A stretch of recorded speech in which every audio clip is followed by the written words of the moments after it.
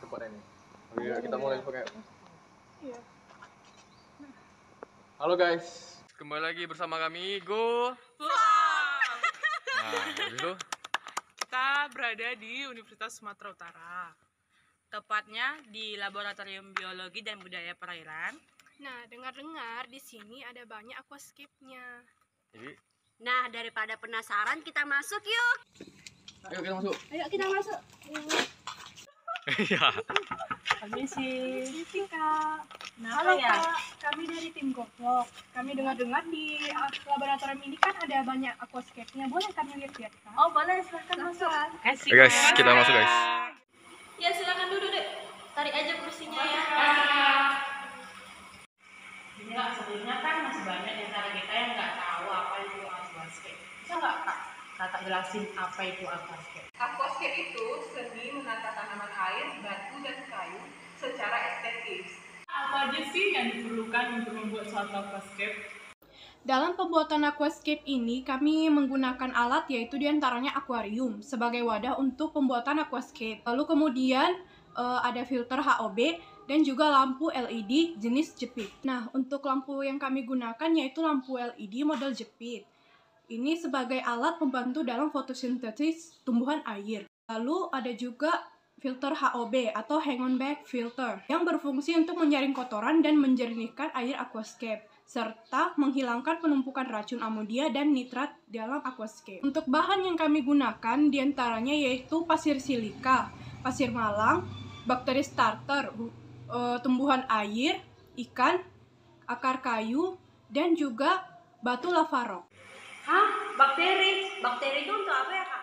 Iya, dari aquascape ini kita juga membutuhkan bakteri starter. Nah, ini fungsinya untuk menumbuhkan organisme baik dan juga menetralkan kotoran-kotoran dari si ikan ini. Setelah itu, bakteri starter ini juga dapat menetralkan ekosistem di aquascape yang kita buat. Oh ya Kak, ini kan ada tanaman airnya. Seperti yang kita tahu, ini kan tanaman air itu makhluk hidup. Ada nggak perawatannya Kak? Yang pertama itu kita bisa merawat dengan cara mengganti air. Untuk penggantian air di akuarium bisa dilakukan 1 kali 1 minggu. Bila menggunakan air sumur, bisa langsung dimasukkan air ke dalam akuarium. Tapi apabila menggunakan air pump, langkah lebih baiknya kita mengendapkan air tersebut agar kaporit yang terkandung bisa mengendap dan tidak tercampur ke dalam akuarium. Yang kedua, pembersihan kaca. Saat kita mengganti air, kita bisa membersihkan kaca agar mencegah timbulnya lumut. Yang ketiga, yaitu perawatan sistem filter. Mana filter ini memiliki fungsi yang sangat baik atau utama untuk akuarium untuk menjaga kualitas air di dalam akuarium. Yang keempat, dilakukannya pengecekan kualitas air, yang mana air tersebut tidak hanya bersih tetapi juga harus menjaga tingkat pH dan juga temperatur di dalam akuarium. Kelima, perawatan tanaman di dalam akuarium aquascape. Yaitu bisa apabila kita memiliki tanaman dalam aquascape tersebut, kita harus menjaganya agar tidak terlalu panjang dengan cara memotongnya agar tidak mengganggu biota yang ada dalam akuarium. Yang kedua itu, untuk perawatan tumbuhan, kita bisa memberikan pupuk agar lebih subur dan terlihat cantik. Kak, kami boleh lihat-lihat nggak aquascape-nya? Boleh, silakan. Ya, kasih Kak. Jadi guys, kami akan melihat-lihat aquascape yang ada di lab ini. Mari kita lihat aquascape-nya.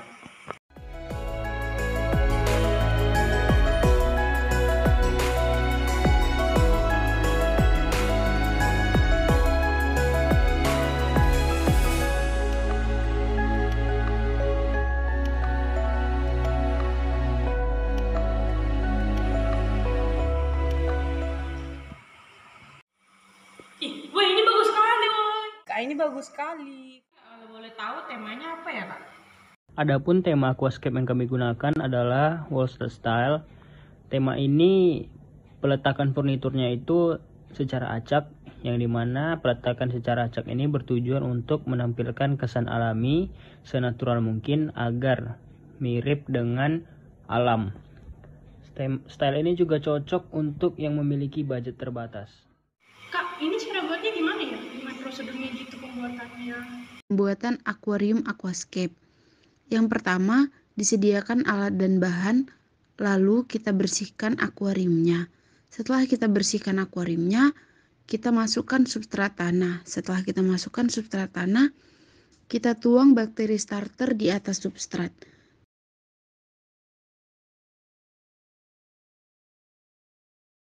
Setelah itu, kita susun kayu dan batu sesuai dengan tema yang kita buat.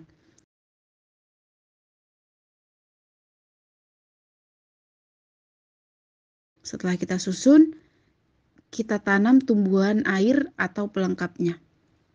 Di sini saya akan menjelaskan tanaman apa saja yang akan dimasukkan ke dalam aquascape kami.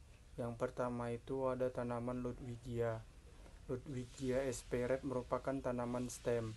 Tanaman yang mudah sekali tumbuh dan warna daunnya berwarna merah. Yang kedua itu ada tanaman Kabomba.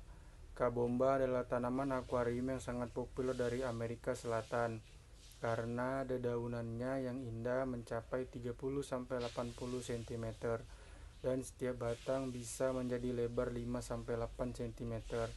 Kebutuhannya itu cahaya sangat tinggi, struktur tanamannya itu batang, tingkat pertumbuhannya itu cepat. Untuk selanjutnya itu adalah penuangan air ke dalam aquascape. Dilakukan dengan plastik, ditaruh dengan secara perlahan agar tidak terjadi kekeruhan. Nah, berikut adalah hasil dari aquascape yang telah dibuat.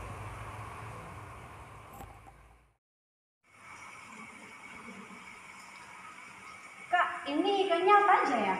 Yang pertama ada ikan moli. Ciri-cirinya yaitu ikan tampak sedikit mengembang di bagian bawah kepala lalu menyatu dengan perut. Warna ikan yang paling sering ditemui seperti golden dan kuning. Yang kedua ada ikan gupi. Ciri-cirinya mirip seperti ikan moli karena satu genus tapi berbeda spesies. Hanya saja ikan gupi lebih kecil dan ramping, tapi bagian perut tampak mengembang di bagian sebelum kepala juga. Yang ketiga ada ikan neon tetra. Cirinya yaitu ikan tampak bercahaya meskipun dalam keadaan gelap. Pada bagian sirip punggungnya berwarna biru terang dan pada bagian perut berwarna putih. Ukuran tubuh maksimalnya hanya 3 cm, pergerakannya tenang dan lambat, selalu berkelompok dan bergerak ke arah yang sama. Yang keempat ada ikan neon zebra. Cirinya yaitu corak tubuhnya bergaris melintang dari arah kepala sampai ekor. Warna tubuhnya cerah dan juga bisa bercahaya dalam gelap. Pergerakannya sangat lincah dan selalu berkelompok, tapi tidak bergerak ke arah yang sama. Yuk, kok nggak ada mau nanya?